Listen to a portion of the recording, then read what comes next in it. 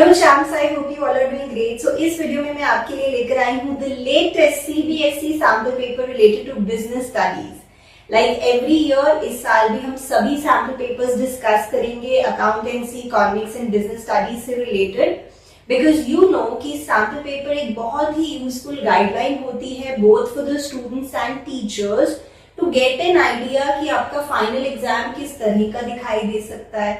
So it becomes important for us कि हम सभी सैम्पल पेपर्स बहुत अच्छे से सॉल्व करें, राइट। सो बिजनेस स्टडीज का सैम्पल पेपर ये आपके सामने है। 80 मार्क्स का आपका फाइनल बोर्ड एग्जाम होगा, जैसा कि आपको पता ही है। There are total 34 questions. So 1 mark के 20 क्वेश्चंस तो आपको पता ही है। देन 4 क्वेश्चंस आपके 3 मार्क्स के होंगे, 6 क्वेश्चंस आपके 4 मार्क्स के होंगे एंड 4 क्वेश्चंस आपके 6 मार्क्स के होंगे। ठीक है, तो एक बार डिस्कस करते हैं। We will discuss all the questions in great detail और आपको एक बहुत अच्छी यहाँ पे नॉलेज मिलेगी। You will get to learn a lot from this sample paper. चलो देखते हैं।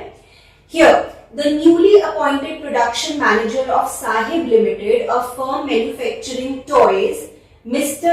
Arvat, noticed. So Mr. Arvat is the production manager.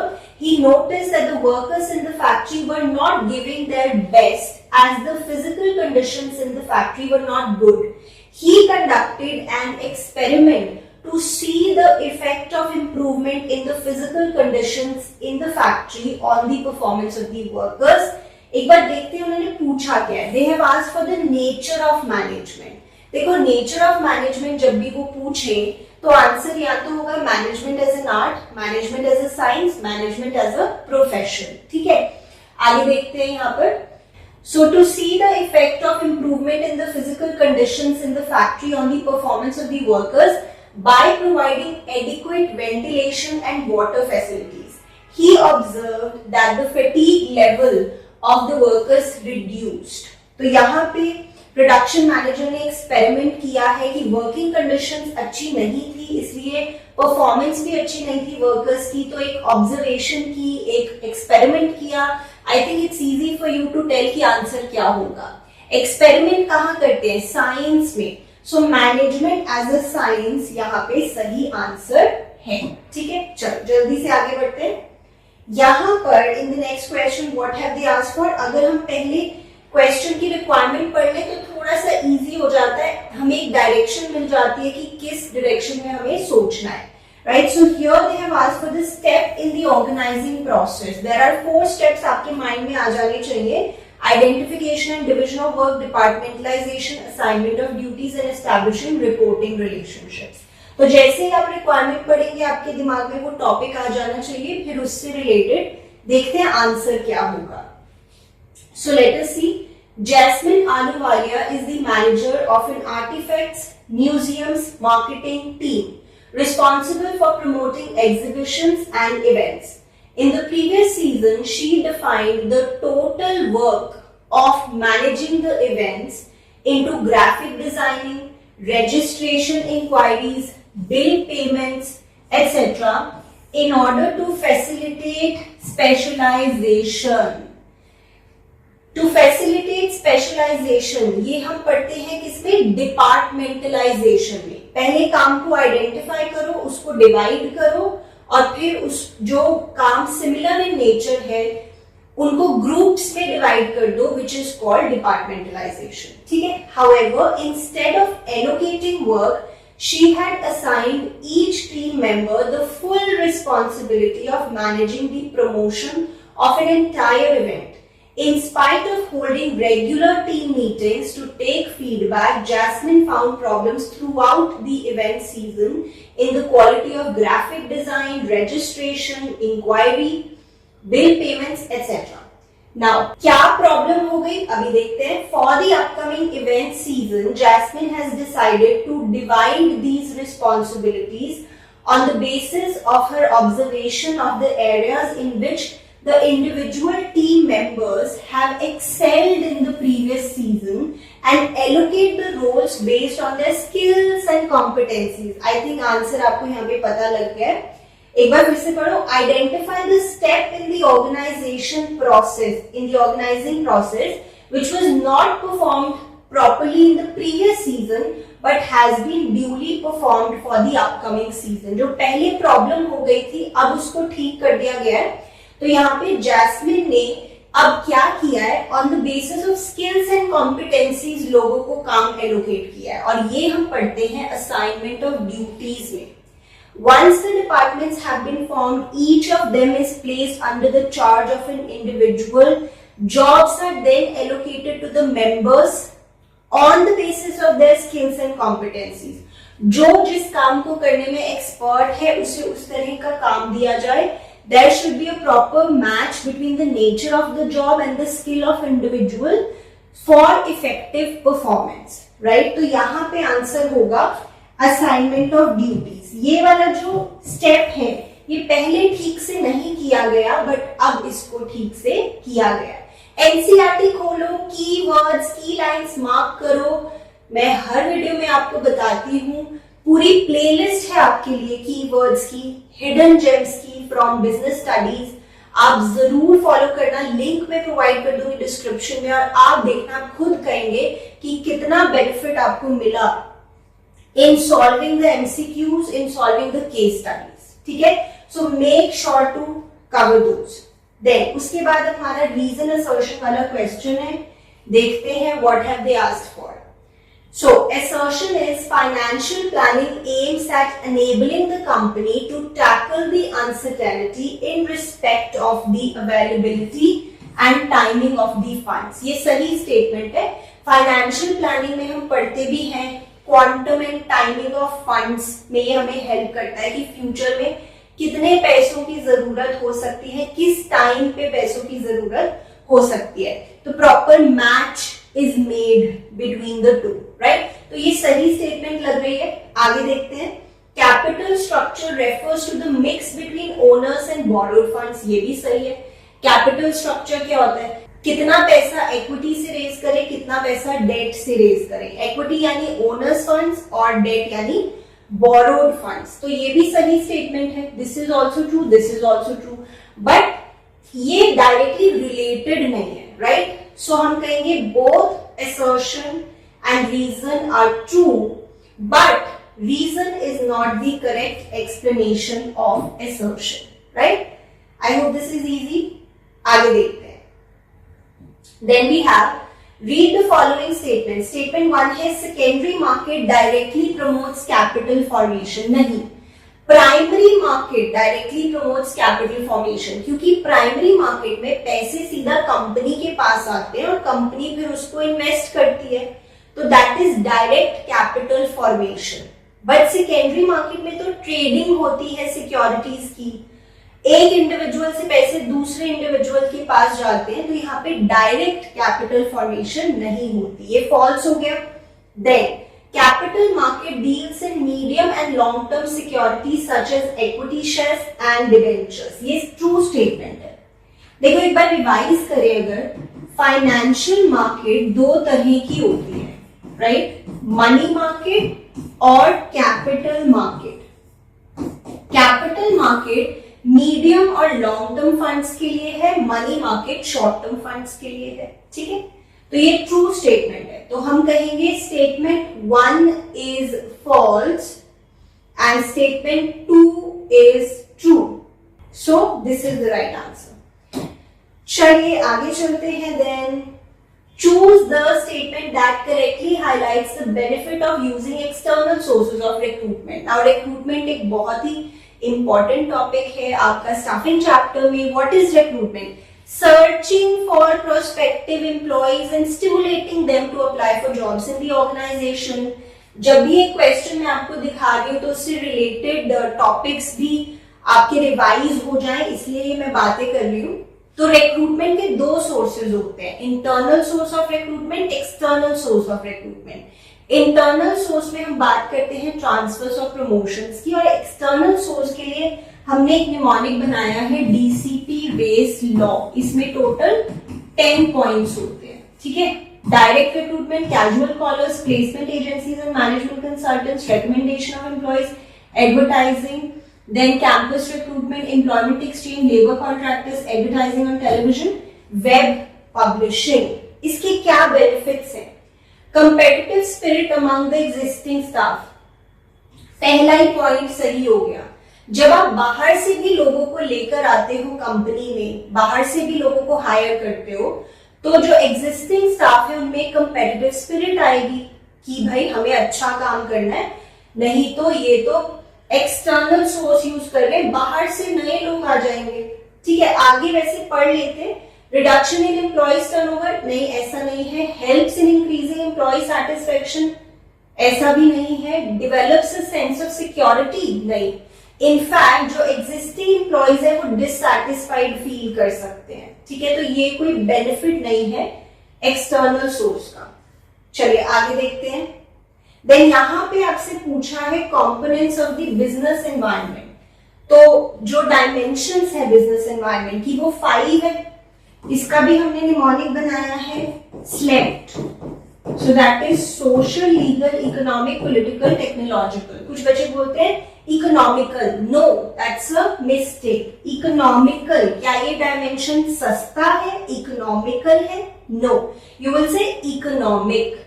So social, legal, economic, political, technological. देखते हैं यहां पर। सो Goodwill Enterprises is a large-scale automobile manufacturer who fulfills the needs of both industrial users and consumers. The company is providing easy finance facilities at a low rate of interest, which has considerably increased the demand for the product. तो एक automobile कोई company है, manufacturer है, वो लोगों को cars बेचते हैं सपोज, और साथ में उनको फाइनेंशियल असिस्टेंस भी प्रोवाइड करते हैं, लोन्स भी देते हैं, which has considerably increased the demand of their product. The company has installed a new branch management software to efficiently manage and coordinate activities across their multiple branches and locations. I think you can tell software है तो technological होगा, and when they are talking about low rate of interest, economic है, ये तो हम पढ़ते ही हैं। Examples बहुत क्लियरली आपकी एनसीईआरटी में गिवन है। So economic and technological, this is the right answer. चलिए आगे देखते हैं। Then okay, I think previous page पर कोई पिक्चर है, यस हियर। सो ये दो आपको इमेजेस गिवन है, आई थिंक आप आइडेंटिफाई कर सकते हो। कंज्यूमर प्रोटेक्शन में हम पढ़ते हैं दिस इज एग मार्क, ये एक क्वालिटी मार्क होता है एग्रीकल्चरल प्रोडक्ट्स पे, and this is eco mark, ये एक क्वालिटी अश्योरेंस देता है इको फ्रेंडली प्रोडक्ट से रिलेटेड। ठीक है, अब क्वेश्चन क्या है, identify the responsibility that a consumer fulfils when he looks for the quality marks. ये रिस्पॉन्सिबिलिटीज में है, जो कंज्यूमर रिस्पॉन्सिबिलिटीज वाला टॉपिक है उसके अंडर, कि कंज्यूमर को मेक श्योर करना चाहिए कि वही प्रोडक्ट्स खरीदे जिन पे क्वालिटी मार्क्स हैं, राइट। सो देखते हैं, एंड आई थिंक ये काफी सिंपल है। Assert yourself to ensure that you get a fair deal, getting a proper receipt or cash memo, buy only standardized products with quality marks which give you quality assurance, right? Be honest in your dealings. तो I think ये तो बहुत easy है, जब आपको quality marks वाले products कहा गया है कि आप वही खरीदे, that means this is your responsibility to buy only standardized products. ठीक है, ये विजुअली इंपेयर्ड कैंडिडेट्स के लिए ये हम छोड़ रहे हैं, वैसे सेम ही है क्वेश्चन। देन आगे देखते हैं, read the following statements, assertion, reason. Controlling can prevent deviations. Now I want to talk about this statement. This is a false statement. देखो, controlling cannot prevent deviations. Deviations तो हो ही सकती हैं, standard और actual performance के बीच में जो difference होता है उसे आप डेविएशंस कहते हैं। जैसे प्लानिंग चैप्टर में भी हम पढ़ते हैं, चेंजेस और events can not be eliminated but they can be anticipated and managerial responses to them can be developed. जैसे प्लानिंग चैप्टर में पढ़ते हैं, प्लानिंग अगर आपने की है तो ऐसा नहीं कि चेंजेस नहीं आएंगे, चेंजेस तो होंगे एनवायरमेंट में। इसी तरह अगर आप कंट्रोलिंग करते हैं तो इसका ये मतलब नहीं कि डेविएशंस नहीं आएंगी। हाँ, इसका ये मतलब जरूर है कि डेविएशंस को हम करेक्ट करें ताकि वो फ्यूचर में फिर से ना हो. That is what controlling does, but it can not prevent deviations, right. ये आपको ध्यान रखना है. Controlling helps in minimising deviations by taking actions and decisions that reduce their recurrence. This is true कि अगर डेविएशंस हुई है तो हम उनको एनालाइज करें, करेक्टिव एक्शन लें, ताकि फ्यूचर में डेविएशंस होने के चांसेस कम हो जाएं. But controlling does not prevent deviations all together. ठीक है, तो यहां पर सही आंसर है कि असर्शन फॉल्स है और रीजन ट्रू है. This is the right answer. I hope this is clear to you. चलिए आगे देखते हैं. Then we have joining a job marks the beginning of socialization of employees at the workplace. The employee should be given a post for which he has been selected. Place the subsequent steps. अच्छा ये कौन सा step है? Employee should be given a post for which he has been selected. Occupying the post or position for which he has been selected. ये हम पढ़ते हैं placement में. ठीक है, तो प्लेसमेंट एंड ओरिएंटेशन वाला ये स्टेप हो गया जिसके बारे में उन्होंने लिखा है. उसके बाद वो कह रहे हैं कि सब्सिक्वेंट स्टेप्स कौन से, इसके बाद कौन से स्टेप्स हैं. ठीक है, तो स्टाफिंग प्रोसेस की जो स्टेप्स हैं उसके लिए हमने निमोनिक बनाया है. वैसे जरूरत नहीं है कि आपको निमोनिक से ही याद रखना है. You can remember it otherwise also, but the mnemonic is eat, right, sleep proper, to practice perfect care. Estimating manpower requirement, recruitment, selection, placement and orientation. इसके बाद उन्होंने पूछे आपसे तो training and development, performance appraisal, promotion and career planning and compensation. तो देखते हैं कौन सा हमारे यहाँ पर सही आंसर है.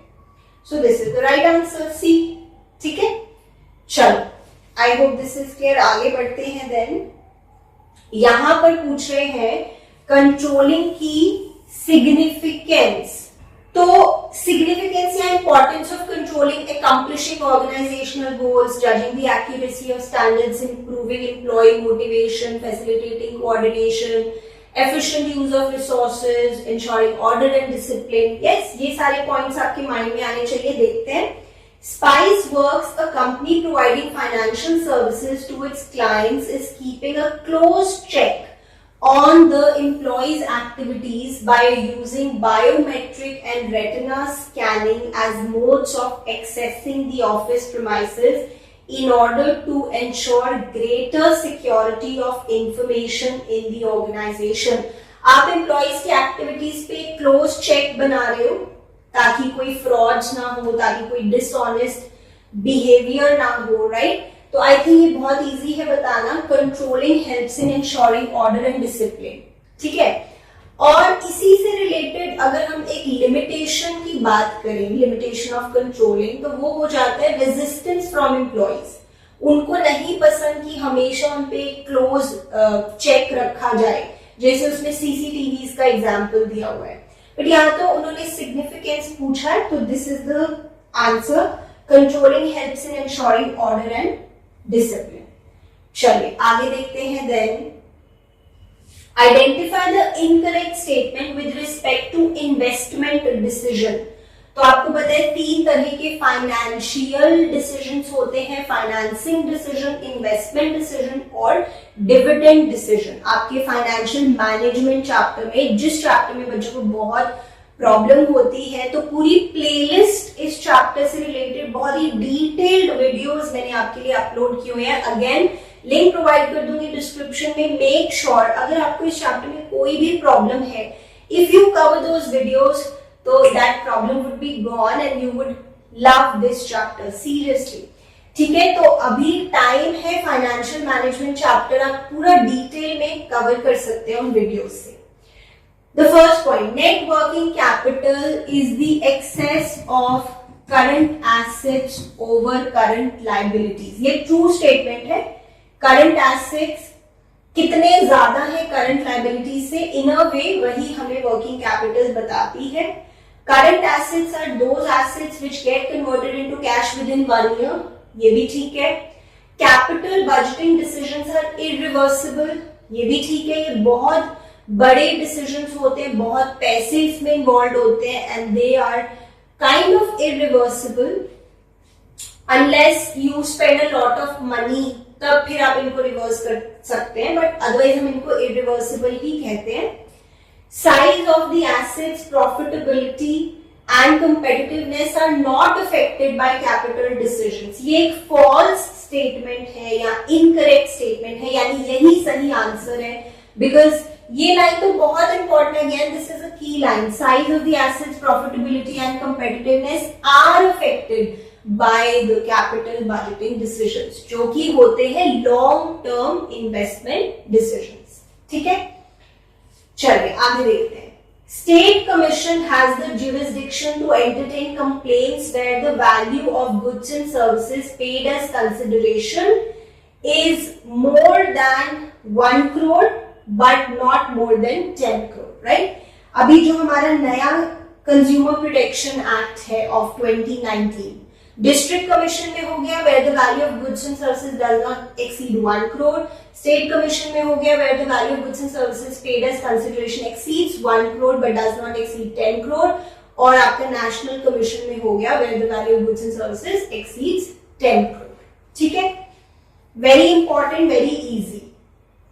देन आपको पता है इस तरह के मैच द फॉलोइंग वाले जो क्वेश्चन है ये काफी पॉपुलर है even in your CUET exams. ठीक है, जिसकी तैयारी भी हम इस चैनल पर करेंगे बहुत ही जोरों शोरों से। So make sure to remain connected. Alright, यहाँ पे देख रहे हैं increase demand for khakhra and thepla. अच्छा, इससे पहले देखिए ये गिवन क्या है। Match the statements given in column 1 with the characteristics of business environment। तो characteristics of business environment भी बहुत important होते हैं। इसका हमने निमोनिक बनाया है, sit in car and go to DU। Specific and general forces, interrelatedness, totality of external forces, complexity, relativity, dynamic और uncertainty। ठीक है, तो मैच करना है कि कौन सा किससे रिलेटेड है।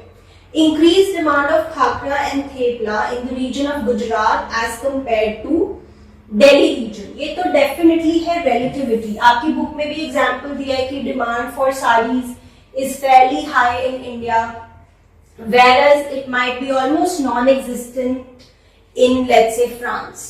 ठीक है, तो रिलेटिविटी की place to place, region to region चीजें डिफर करती हैं, प्रोडक्ट्स की डिमांड डिफर करती है। तो गुजरात में आपको पता है khakhra and thepla are like the staple foods, तो ऑब्वियसली उनकी डिमांड वहां पे ज्यादा है। This is relativity. Digital academic certificates are issued to students accessible in a secured manner to eliminate undesirable practices like corruption and manipulation of records. Under Digital India Initiative, such technological improvements are happening at a very fast pace. So technological improvements या फिर changes in consumer preferences या entry of a new competition, ये सभी है dynamic से related. That business environment is dynamic in nature.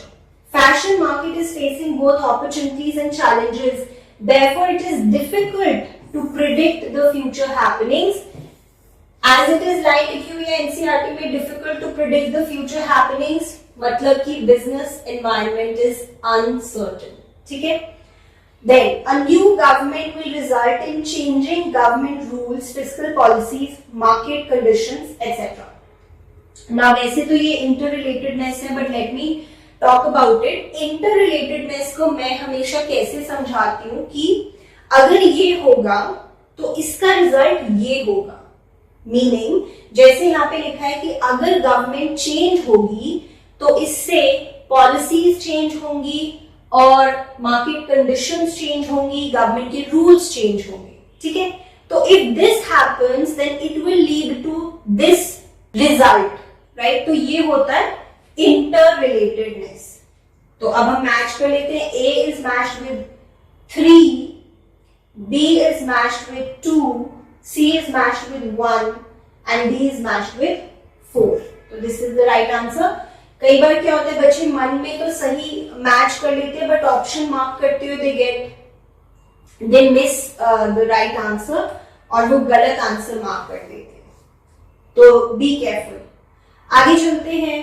The process of classification of products into different groups on the basis of some of the important characteristics like quality, size, etc. is known as grading. Quite popular in agricultural products. ये आप पढ़ते हो marketing chapter में, ठीक है। आगे देखते हैं। Shiva Kumar runs a legal consultancy firm in Chhattisgarh. Whenever the firm hires new employees on the first day of joining, they are welcomed to the organization and are given details about the dress code, lunch timings, introduction to daily operations and fellow colleagues.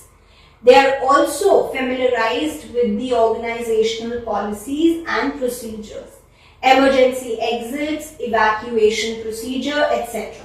Which type of training is this? तो पहले ही दिन उनको company के बारे में बताया जा रहा है, क्या प्रोसीजर्स हैं उनके बारे में बताया जा रहा है। तो ये कौन सी ट्रेनिंग होती है? This is induction training. आपको पता है जो सबसे पहले शुरुआत में ट्रेनिंग दी जाती है उसे इंडक्शन ट्रेनिंग कहा जाता है, जहाँ पे कंपनी के बारे में बताया जाता है, उसके जो प्रोसीजर्स है, रूल्स है, पॉलिसीज है, उनके बारे में बताया जाता है। So this has to be induction training. Like NCERT में हम पढ़ते हैं that if you use transfer as a source of recruitment, तो आपको फिर एम्प्लॉयज को इंडक्शन ट्रेनिंग देने की जरूरत नहीं होती, क्योंकि वो जो एम्प्लॉय है वो कंपनी के बारे में ऑलरेडी जानता है, ठीक है। तो इंडक्शन ट्रेनिंग यहाँ पे सही आंसर है। नेक्स्ट देखते हैं। Identify the incorrect statement with respect to consumer protection in India. देखते हैं। It not only includes educating consumers about their rights and responsibilities, but also helps in getting their grievances redressed. Yes, ये सही statement है। It not only requires a judicial machinery for protecting the interests of consumers, but also requires the consumers to get together and form themselves into consumer associations for protection and promotion of their interests. True statement है। हम पढ़ते भी हैं वहां पे consumers को associations बनानी चाहिए, and then there are so many NGOs also working in this direction. It is the moral duty of any business to take care of consumers' interests and avoid any form of exploitation. True statement है। हम पढ़ते हैं importance of consumer protection from business point of view, वहां पे हम ये पढ़ते हैं। The provisions of the Consumer Protection Act came into force from 1981. गलत है। तो जो हमारा पुराना कंज्यूमर प्रोटेक्शन एक्ट था that was of the year 1986, यानी 1986 से ये प्रोविजंस केम इनटू फोर्स, और now it has been replaced by the consumer protection act 2019, जो आपको पढ़ना है, right. Identify the decision which is not taken under financial management. Financial management chapter में आप 3 तरह के फाइनेंशियल डिसीजंस लेते हो, फाइनेंसिंग डिसीजन, इन्वेस्टमेंट डिसीजन और डिविडेंड डिसीजन। इन्वेस्टमेंट में आप कह सकते हो शॉर्ट टर्म इन्वेस्टमेंट डिसीजंस और long term investment decisions. Short term investment decisions को आप वर्किंग कैपिटल डिसीजंस भी कह सकते हो, और लॉन्ग टर्म इन्वेस्टमेंट डिसीजंस को आप कैपिटल बजटिंग डिसीजंस भी कह सकते हो। तो इसमें से कौन सा नहीं होता? That is pricing decision. ये तो मार्केटिंग से रिलेटेड है। चलिए आगे देखते हैं। What are the factors that affect financing decisions? बहुत अच्छे से आपको पढ़ने हैं। Again I'm saying, अगर आपको फाइनेंशियल मैनेजमेंट चैप्टर डिटेल में करना है, make sure to refer to those videos. Cash flow position of the company, yes, ये हमें देखना पड़ता है फाइनेंसिंग डिसीजन लेने से पहले कि हम कौन सा सोर्स यूज करें फंड्स के लिए। स्टेबिलिटी ऑफ अर्निंग्स नहीं, ये नहीं होता, ये डिविडेंड डिसीजन के लिए इंपॉर्टेंट होता है। Degree of financial risk, yes, हमें रिस्क भी देखना पड़ता है और अपनी फिक्स्ड ऑपरेटिंग कॉस्ट्स भी देखनी पड़ती है। कॉन्ट्रैक्चुअल कंस्ट्रेंट्स, ये भी डिविडेंड डिसीजन से रिलेटेड होता है। State of capital market, yes, ये भी हमें देखना पड़ता है फाइनेंसिंग डिसीजन के लिए। लेवल ऑफ कंपटीशन नहीं, ये इससे रिलेटेड नहीं है। सो ACE ये हमारे सही आंसर्स हैं, और भी सारे पॉइंट्स देखकर जाना। Cost, risk, flotation cost, state of capital market, control considerations, then your fixed operating costs, ये सारे पॉइंट्स। ऑलराइट, आगे देखते हैं। Consumers can ask anything regarding the date of manufacturing, MRP, etc. about the product that he intends to buy. ये कौन सा right है? तो कंज्यूमर राइट्स, 6 कंज्यूमर राइट्स आपको बहुत अच्छे से करके जाने। Right to safety, right to be heard, right to be assured, right to seek redressal, right to consumer education and right to be informed. तो वो उस जो कंज्यूमर है वो सारी इंफॉर्मेशन ले सकता है प्रोडक्ट से रिलेटेड। इनफैक्ट मैन्युफैक्चरर्स को लेबल्स पे भी लिखना जरूरी है, this is right to be informed. उसके बाद read the following statements carefully. Statement 1, cost of debt is lower than the cost of equity. This is a true statement, क्योंकि देखो एज अ लेंडर एक पर्सन का risk कम होता है जब वो पैसे देता है कंपनी को, क्योंकि उसको तो पक्का इंटरेस्ट मिलेगा ही, ठीक है। Interest is a charge against profit.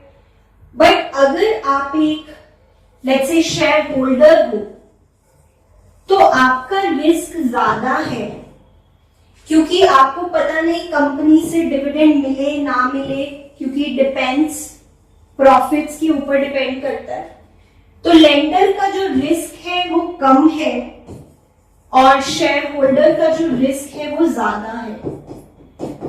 और इसका रिस्क कम है तो इसकी एक्सपेक्टेशंस भी कम है, इसको कम इंटरेस्ट मिलेगा या कम रिटर्न मिलेगा तो भी चलेगा। इसका रिस्क ज्यादा है तो इसकी एक्सपेक्टेशंस भी ज्यादा है, इसलिए लेंडर को हम कम इंटरेस्ट देंगे तो भी that's fine. So the cost of debt is lower than the cost of equity for a company, ठीक है। ऑल्सो डेट में क्या होता है, कंपनी को एक फायदा हो जाता है that interest is a tax deductible expense. तो ये ट्रू स्टेटमेंट है कि डेट जो है वो एक चीपर सोर्स ऑफ फाइनेंस है अगर हम उसे इक्विटी से कंपेयर करें। आगे देखते हैं। The objective of financial management is to increase shareholders' funds. Absolutely true. ये तो primary objective है ही, maximization of shareholders' funds. तो both the statements are true. ठीक है, इसी के साथ हमारे 1 mark questions हो जाते हैं समाप्त। अब हम आगे चलते हैं। 3 markers पे आ गए हैं हम। यहाँ पे आप देख सकते हैं चॉइस भी है, तो you can choose accordingly जो आपको अच्छे से आता है। देख रहे हैं 21st question, state the meaning of single use plans and standing plans. 3 marks का ये क्वेश्चन है, यानी कि 1.5 मार्क्स ईच, ठीक है।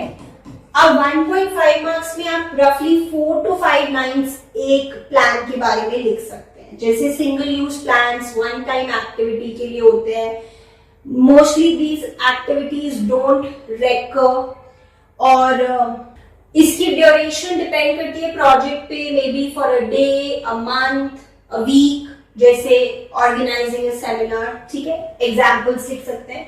स्टैंडिंग प्लान्स हो गए जो लॉन्ग ड्यूरेशन के लिए होते हैं फॉर एक्टिविटीज दैट रेकर, और यहाँ पर आप लिखेंगे स्टैंडिंग प्लान्स हम बनाते हैं so that the internal operations run smoothly. इसमें एग्जाम्पल्स दे सकते हैं पॉलिसीज, प्रोसीजर्स, मेथड्स, राइट। और इसमें एग्जाम्पल्स क्या हो सकते हैं, बजट्स, प्रोग्राम्स, प्रोजेक्ट्स। तो इस तरह से आप अच्छे से लिखें। Like I said 4 to 5 lines for each plan properly लिखेंगे जैसे एनसीईआरटी में आपको गिवन है। If you try to use that kind of language then that's the best.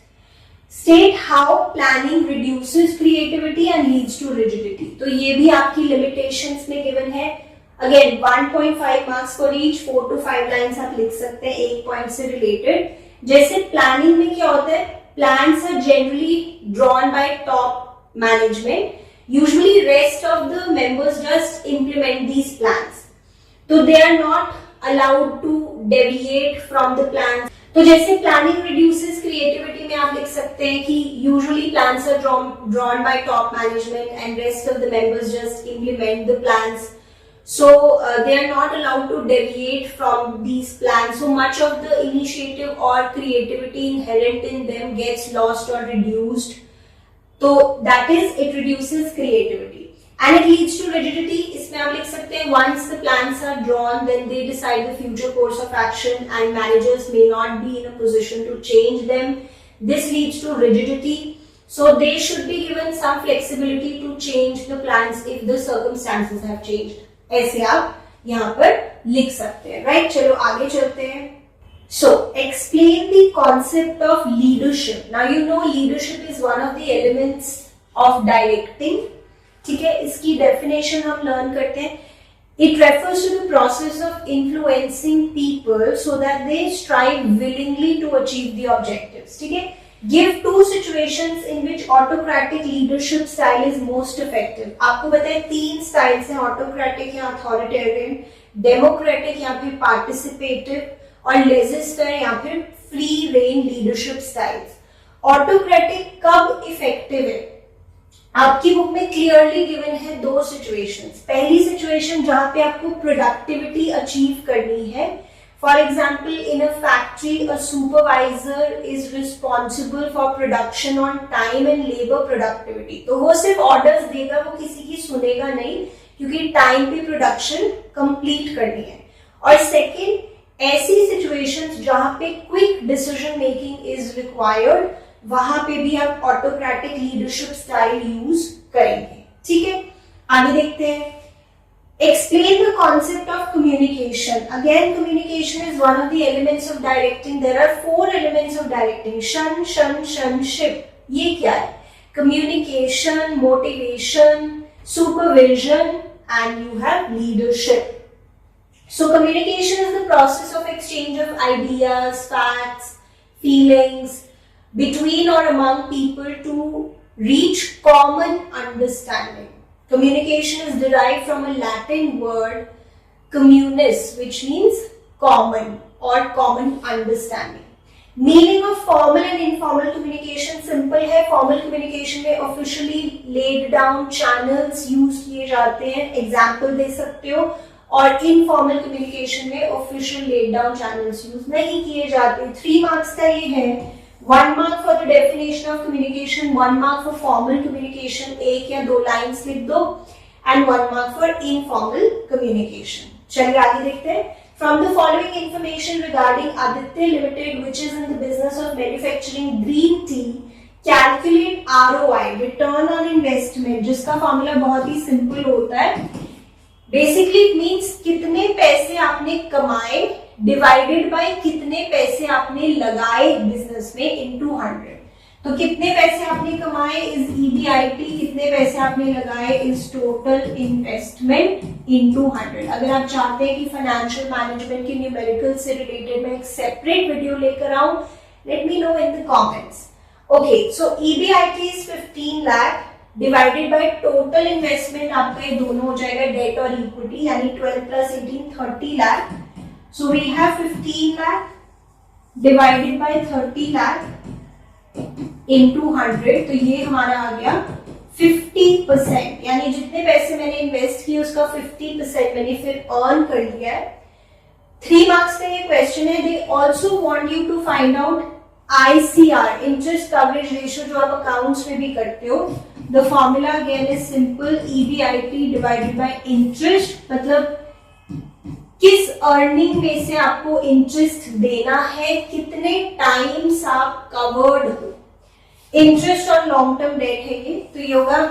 Interest की बात करूं तो 10% of 12 lakh which is 1,20,000. So EBIT is 15 lakh. 15 lakh में से आपको इंटरेस्ट देना है विच इज 1,20,000. तो कितने टाइम्स आप कवर्ड हो?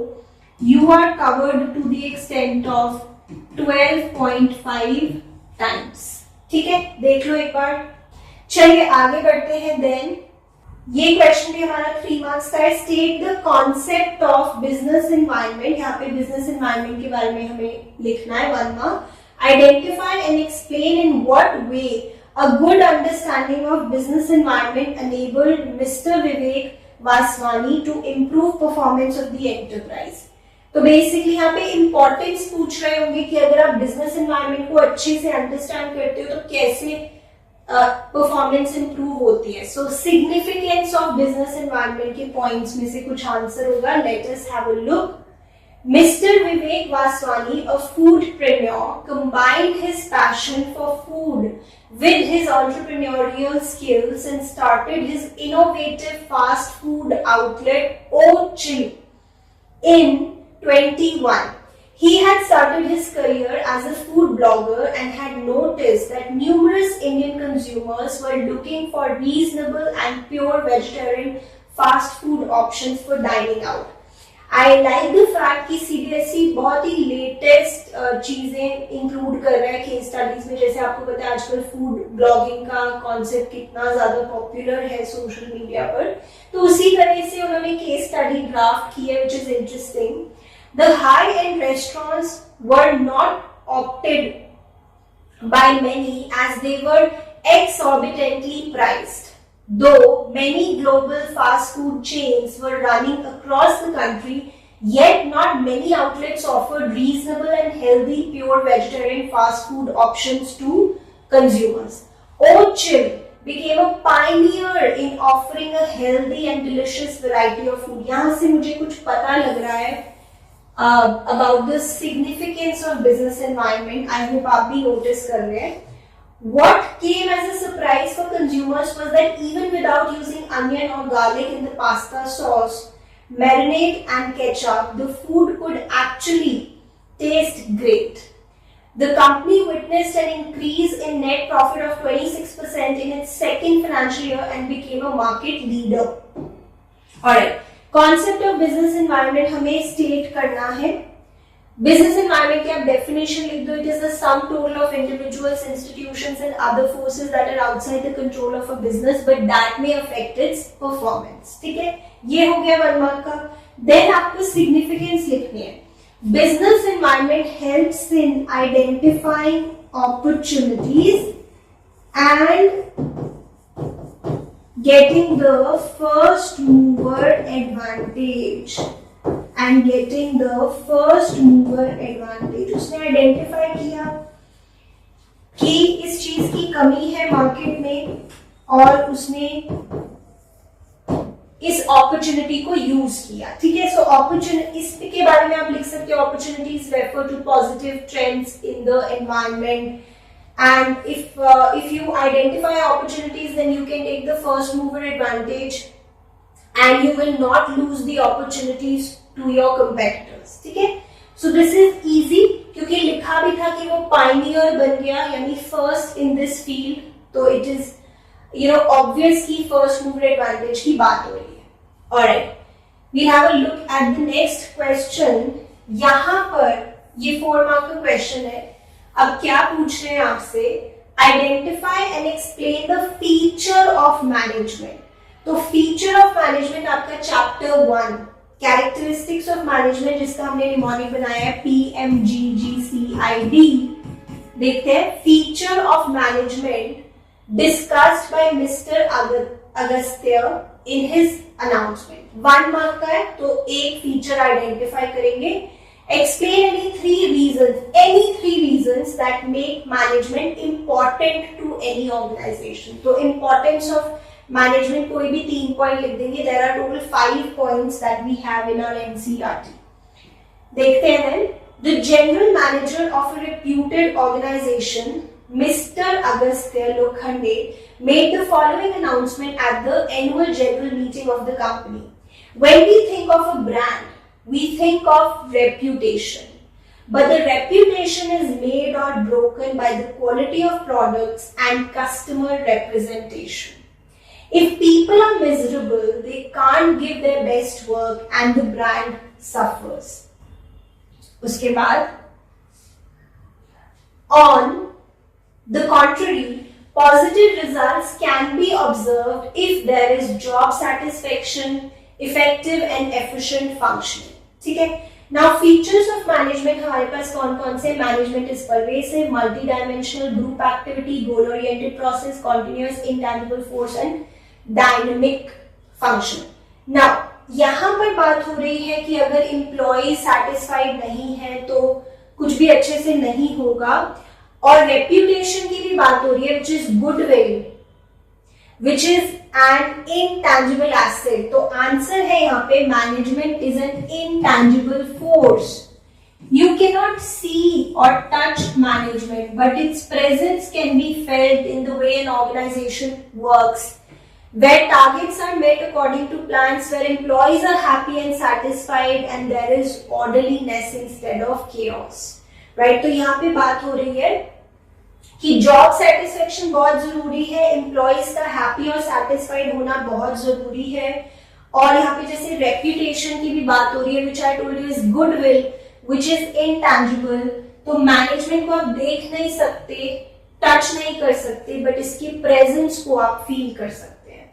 Then 3 reasons that makes management important. इसमें आप लिख सकते हैं management helps in achieving objectives, then it helps in the development of society, increases efficiency, helps in achieving personal objectives and creates a dynamic organization. कोई भी 3 points आप explain कर दीजिए. 3 marks का है ये, तो 1 mark for each point, तो 2 to 3 lines are enough for each point. ठीक है, आगे देखते हैं. तो अंदर का भी कंटेंट आप लर्न करें, at least a few lines try to memorise.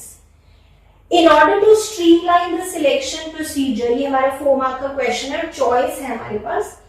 As to minimize the margin of error, certain tests are carried out that attempt to measure the characteristics of individuals. Explain any such 4 tests. तो ये हमारे selection test में है, which is under selection procedure. इसका हमने mnemonic बनाया पैटी. Personality test, aptitude test, trade test, intelligence test और इंटरेस्ट टेस्ट. जैसे पर्सनालिटी टेस्ट से हमें एक पर्सन की मेच्योरिटी, इमोशंस, वैल्यू सिस्टम के बारे में पता लगता है. Aptitude test, potential for learning new skills, capacity to develop in future पता लगता है. ट्रेड टेस्ट, एग्जिस्टिंग स्किल्स क्या है एक इंडिविजुअल की. Intelligence test, what is the IQ, intelligence quotient of the person. और interest test, what is the fascination or involvement of a person. ठीक है, तो इसके भी आप की वर्ड्स, की लाइंस देखकर जाएंगे. Again refer to those videos.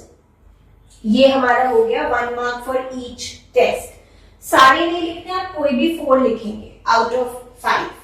Since jobs have become more complex, the importance of employee training has increased. Training programs provide numerous benefits to workers. 4 points हमें लिखने हैं कि ट्रेनिंग के क्या बेनिफिट्स हैं from employees point of view. Now training हम पढ़ते हैं स्टाफिंग चैप्टर में. तो एम्प्लॉयज के लिए क्या बेनिफिट है? it helps to improve their career. They can produce more, they can earn more. Then they are more efficient now to handle machinery and less prone to accidents. Then it increases the morale and satisfaction of employees. ठीक है, easy है, 1 mark for each point. आगे देखते हैं. On the basis of understanding of Maslow's need hierarchy theory, very very important. So you have basic physiological needs, safety security needs, affiliation belongingness needs, esteem needs और self actualization needs. पहचानना है कि यहाँ पे किस नीड के बारे में बात की हुई है. Identify the human need that Bhanupriya has recognized in order to make the subordinates act towards achievement of organizational goals. तो ये हम पढ़ते हैं मोटिवेशन के अंदर. Identify and explain 2 incentives. अब हमारे 2 incentives होते हैं वैसे, फाइनेंशियल, नॉन फाइनेंशियल, बट उसके अंदर बहुत सारे पॉइंट्स हैं that have been provided by Bhanupriya to improve the performance. 4 mark का क्वेश्चन है, देखते हैं. When Bhanupriya joined as technical head of Lotus Innovators, she was keen on increasing the productivity and profitability of the company. However, she observed that the employees were demotivated as no attention was given to their work. Also, the workers were given little freedom to make decisions. Bhanupriya decided to stimulate the employees, yani motivate the employees by giving each worker t-shirts with their names on it. She also decided to include workers in work committees. This helped in improving performance. मैंने आपको सभी ये points बताए हुए हैं keywords से related videos में. तो यहाँ पे बात हो रही है एस्टीम नीड्स की, क्योंकि एस्टीम नीड्स में हम पढ़ते हैं रिकॉग्निशन, अटेंशन, ऑटोनॉमी, स्टेटस, सारी यहाँ पे बातें हो रही है। तो एस्टीम नीड्स यहाँ पर हम लिखेंगे एस्टीम नीड्स के बारे में। उनको अटेंशन नहीं मिल रहा, उनको रिकॉग्निशन नहीं मिल रही, इसलिए वो अच्छे से काम नहीं कर पा रहे। Now you fulfil there this need. उसके लिए उसने क्या इंसेंटिव्स दिए ये भी आपकी बुक में भी लिखा है कि अगर आप उनको टी शर्ट्स दे रहे हो, उनके एफर्ट को रिकॉग्नाइज कर रहे हो, एक्नॉलेज कर रहे हो, so that is employee recognition programmes. एक तो ये हो गया employee recognition programmes. Then work committees बना रहे हो, जॉइंट मैनेजमेंट कमिटीज बना रहे हो, कैंटीन कमिटीज बना रहे हो, ये आपका कीवर्ड है रिलेटेड टू एम्प्लॉय पार्टिसिपेशन। तो ये आप लिखेंगे, बहुत सिंपल है ये, बहुत इजी है। एंड हियर दो इंसेंटिव्स है, 3 मार्क्स का है ये, 1.5 मार्क्स फॉर ईच इंसेंटिव। ठीक है, ओके आगे देखते हैं। Explain how planning and controlling are both backward looking and forward looking. Very interesting, and ये आप बहुत अच्छे से पढ़ के जाते हो under relationship between planning and controlling. ठीक है, अब देखो प्लानिंग जो है वो तो लुकिंग अहेड है, फ्यूचरिस्टिक है, तो ऑब्वियसली ये एक फॉरवर्ड लुकिंग फंक्शन तो है ही। ठीक है, बट जब आप प्लान्स बनाते हो तो आप अपने पास्ट एक्सपीरियंसेस को भी कंसिडर करते हो कि पास्ट में क्या हुआ था, उससे सीखते हो, फिर प्लान्स बनाते हो। तो उस सेंस में ये बैकवर्ड लुकिंग हो गया, क्योंकि पास्ट एक्सपीरियंसेस से ये गाइड होता है। देन कंट्रोलिंग की अगर बात करें, controlling is the postmortem of past activities, कि पास्ट में क्या हुआ वो आप एनालाइज करते हो, एक्चुअल परफॉर्मेंस और स्टैंडर्ड परफॉर्मेंस में डिफरेंस क्यों है, तो that is postmortem of past activities. तो उस सेंस में ये बैकवर्ड लुकिंग हो गया। देन कंट्रोलिंग आप क्यों करते हो, ताकि फ्यूचर पीरियड में आपकी परफॉर्मेंस इंप्रूव हो, फ्यूचर में डेविएशंस कम हो, तो उस सेंस में ये फॉरवर्ड लुकिंग हो गया। तो ये सारे पॉइंट्स, 4 पॉइंट्स एक्चुअली ये बन गए, ये 4 पॉइंट्स आप लिख दीजिए, you are going to get full marks. ठीक है, ओके आगे चलते हैं। The first step in controlling process is setting up performance standards. What are the subsequent 2 steps? तो इजी है, परफॉर्मेंस स्टैंडर्ड्स के बाद फिर आप सेकंड जो स्टेप है वो होता है हमारा मेजरमेंट ऑफ एक्चुअल परफॉर्मेंस, जिसके लिए आप कुछ रेशोज कैलकुलेट कर सकते हो, GP ratio, return on investment, net profit ratio, या फिर आप सैंपल चेकिंग करते हो, परफॉर्मेंस रिपोर्ट्स बनाते हो। अगर उसी यूनिट्स में आप एक्चुअल परफॉर्मेंस को मेजर करो जिसमें स्टैंडर्ड सेट हुआ तो इजी हो जाता है। So all these points you can write. 4 marks का ये है तो 2 मार्क्स फॉर ईच पॉइंट। इसके बाद जो अगला स्टेप होता है that is comparing actual performance with standard. 2 marks for each point, तो 5 to 6 lines if you can write then that is good enough. Also depends on your handwriting. अगर आपकी मेरे जैसी थोड़ी बड़ी handwriting है तो 5 to 6 lines comparing actual performance with standards. इस स्टेप से फिर आपको पता लगता है कि डेविएशंस कितनी है when you compare actual performance with standards.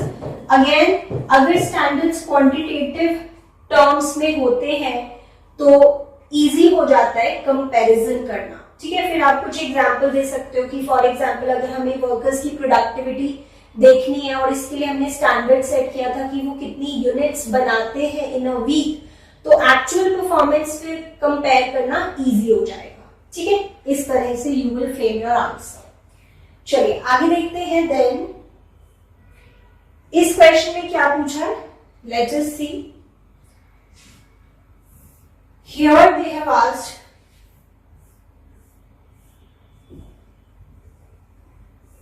identify and explain the features of one of the functions of management.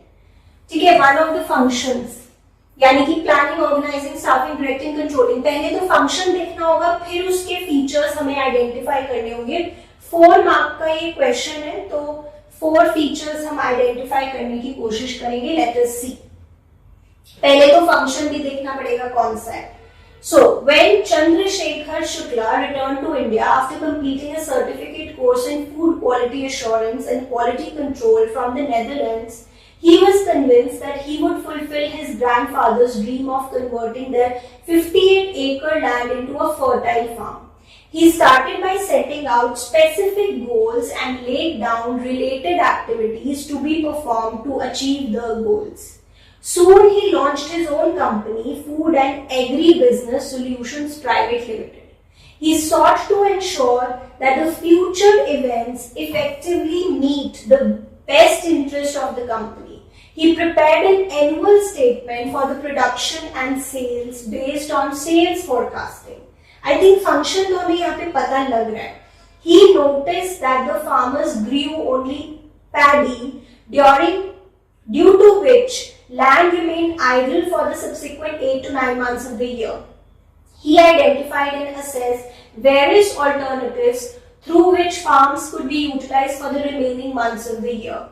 Through his accurate vision, judgment, and systematic thinking, based on analysis of the facts, he presented a scheme to the farmers where both paddy and vegetables could be grown. I think it's very easy. Function तो हो गया हमारा plan, क्योंकि बात goals के बारे में हो रही है, फोरकास्टिंग के बारे में हो रही है, थिंकिंग के बारे में हो रही है, राइट?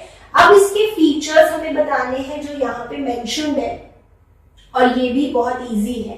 देखो यहाँ पे वो अचीविंग गोल्स की बात कर रहे हैं, तो planning focuses on achieving goals, ये एक फीचर हो गया.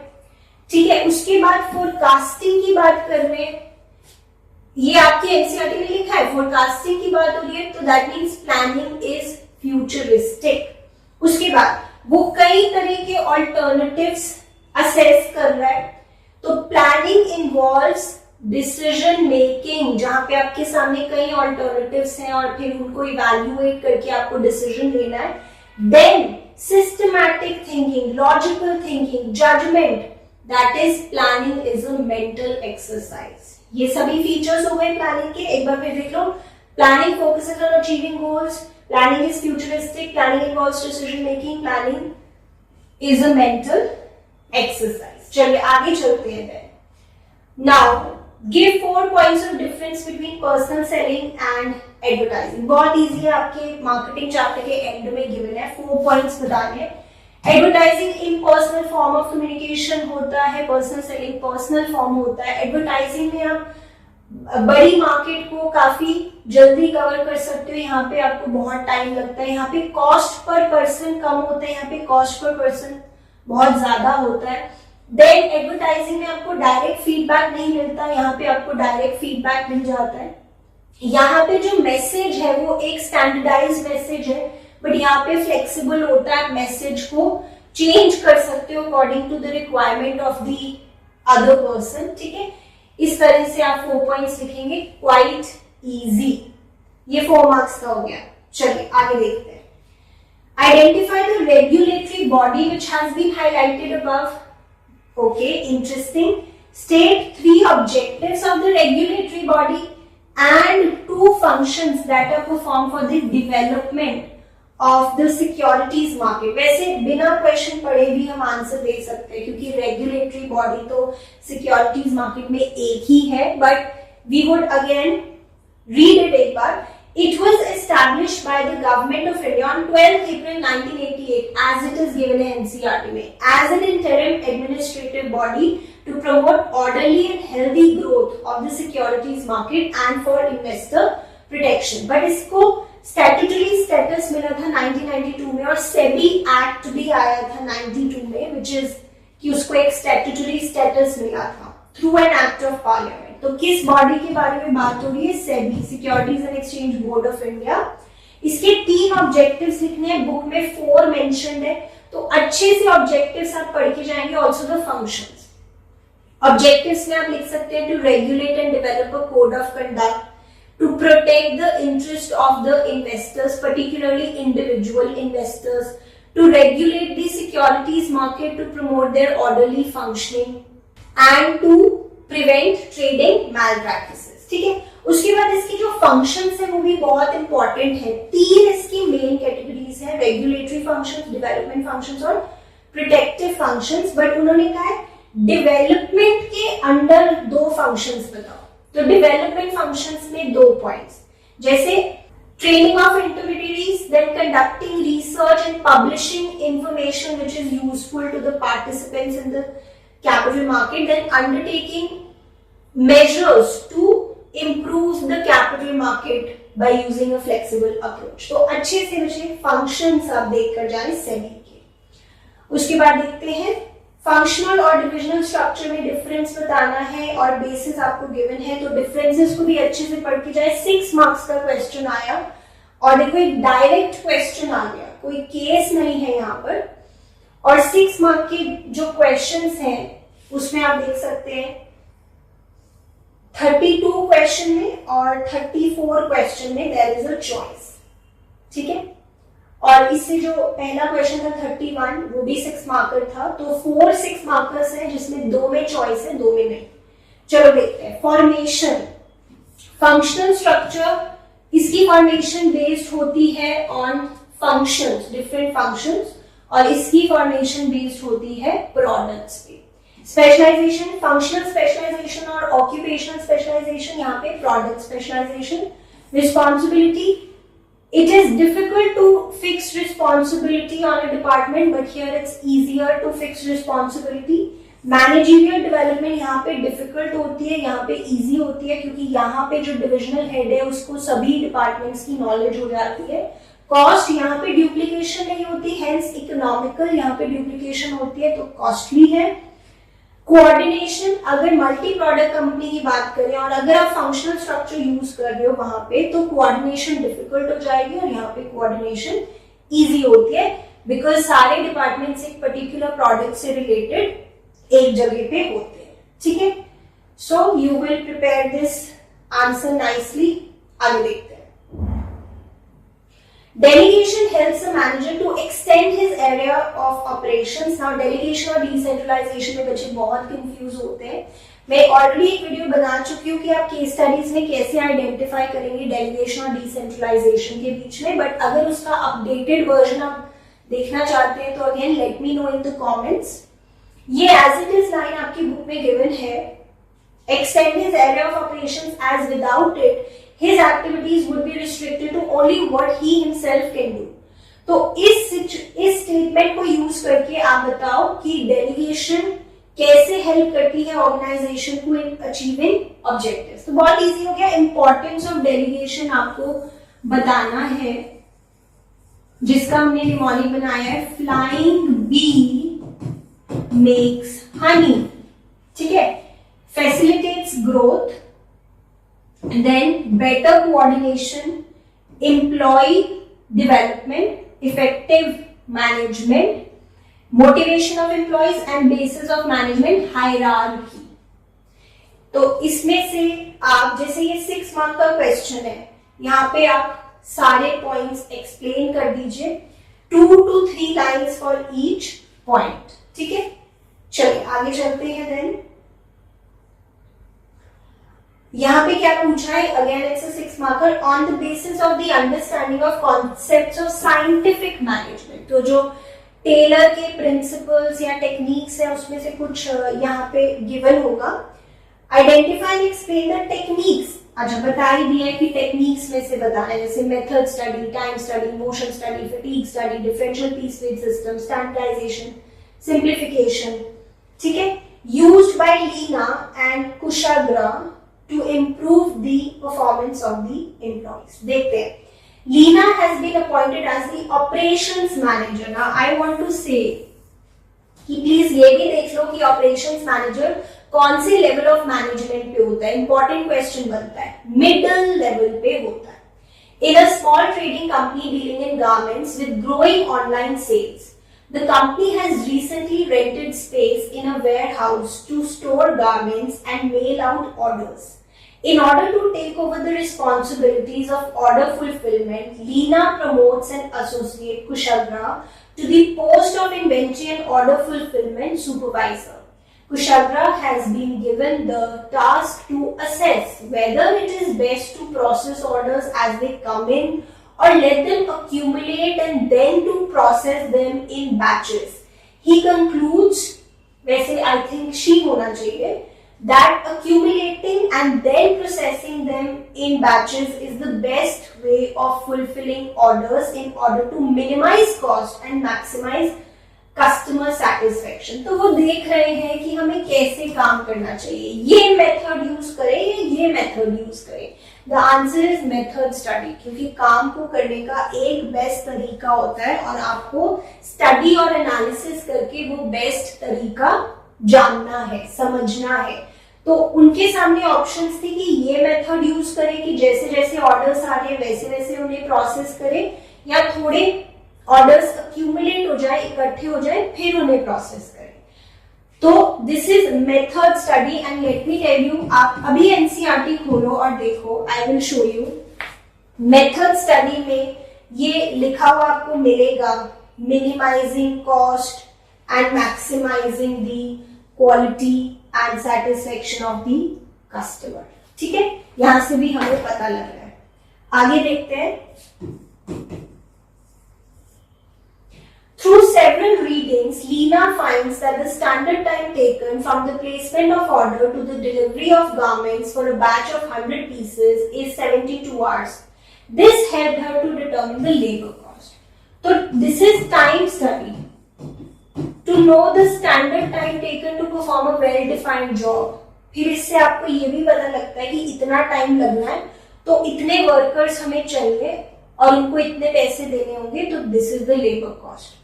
तो यहाँ पे दो टेक्निक्स मेंशन है, one is method study and one is time study, और 6 मार्क का क्वेश्चन है तो 3 मार्क्स फॉर ईच। ठीक है, तो 6 to 7 lines for each point आप यहाँ पे लिखेंगे, एंड आई डोंट थिंक ये मुश्किल है, क्योंकि मेथड स्टडी से रिलेटेड भी आपके पास बहुत कंटेंट है। इसमें आप एग्जांपल दे सकते हो असेंबली लाइन का यूज बाय फोर्ड मोटर्स, और टाइम स्टडी में भी you have been given good amount of content in your NCERT. Explain the 4 elements of marketing mix. ये तो बहुत important question है and we prepare it very nicely. Product mix, price mix, place mix और promotion mix. 6 mark का है तो 1.5 marks for each point. अच्छे से product mix की आप 3 to 5 lines prepare करके जाएंगे कि it's not just the physical product but also the benefits related to it. इसमें आफ्टर सेल सर्विस भी आ जाता है, handling complaints and availability of spare parts. Price mix के बारे में लिखेंगे, प्लेस या फिजिकल डिस्ट्रीब्यूशन के बारे में, प्रमोशन के बारे में। तो prepare 5 to 6 lines for each element nicely. ठीक है, उसके बाद लास्ट क्वेश्चन है हमारा जो कि ऑप्शन में है, 4 factors affecting the determination of price of a product. बहुत ही प्रिडिक्टेबल सा क्वेश्चन है, क्योंकि ये तो वेरी इंपॉर्टेंट क्वेश्चंस की लिस्ट में आता ही है कि जब आप अपने प्रोडक्ट का प्राइस डिसाइड करोगे तो किन फैक्टर्स को ध्यान में रखोगे। One is product cost, then utility and demand, extent of competition in the market, government and legal regulations, pricing objectives जिसमें फिर आप पढ़ते हो obtaining market share leadership or surviving in a competitive market or attaining quality leadership और marketing methods used। वैसे उन्होंने 4 points ही आपसे पूछे हैं जो आप अच्छे से एक्सप्लेन कर देंगे, तो 1.5 मार्क्स फॉर ईच पॉइंट। ठीक है, अगेन इसकी भी आप 5 to 6 लाइन्स हर पॉइंट की अच्छे से पढ़ के जाएं, try to memorize. Right hand, so this was it for the sample paper. I personally feel that level is moderate. अगर आपने अच्छे से पढ़ा है तो इसको अटेम्प्ट करना मुश्किल नहीं है, जस्ट दैट वहां पे अच्छे से लिख के आना है आपको, जितना हो सके कीवर्ड्स और की लाइंस को याद रखने की कोशिश करें। सो चलो मिलते हैं नेक्स्ट वीडियो में। जो भी आपकी वीडियो रिक्वेस्ट है please put them in the comments. अभी मैं आपके लिए अकाउंटेंसी और इकोनॉमिक्स के सैम्पल पेपर्स भी बहुत जल्दी लाने वाली हूँ। तो चलो मिलते हैं नेक्स्ट वीडियो में।